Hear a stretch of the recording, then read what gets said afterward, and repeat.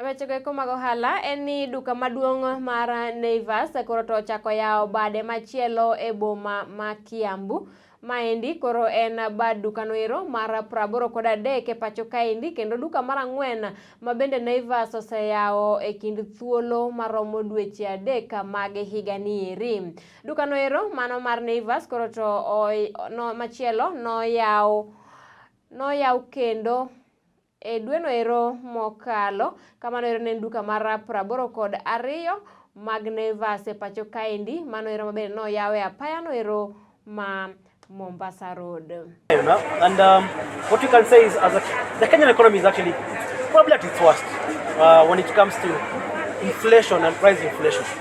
Look at the price of oil, price of eggs, price of meat is drought up. Getting even the products themselves is a problem. Even home care items, actually prices are actually going up. And one of the key things as Naivas we are doing is we are being the gatekeeper, making sure people do not just up their prices, not a reason. Apart from that, we are also making sure that we have nice prices. At least every weekend we have prices that can be able to cushion the Kenyan customers. And we have come up with a campaign called Sahau Siasa Tutakusave Hii Holiday. And we are taking it all the way from the Easter part to the Ramadan period, the back to school period. This is a big 9-week campaign that is geared towards nothing else but helping Kenyans survive. Things are tough. Hatuna maziwa sometimes. Fats and oil.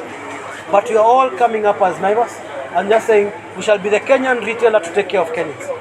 And apart from that also, we have also collaborated with Safaricom, and we now have an initiative. Yesterday we donated 100 million worth of food. Together we contributed 20 million towards that, to make sure that at least the less fortunate in the society also able to enjoy this particular season and get at least, so every household we are giving them 5,000 shillings worth of food, which can actually last them 2.5 months.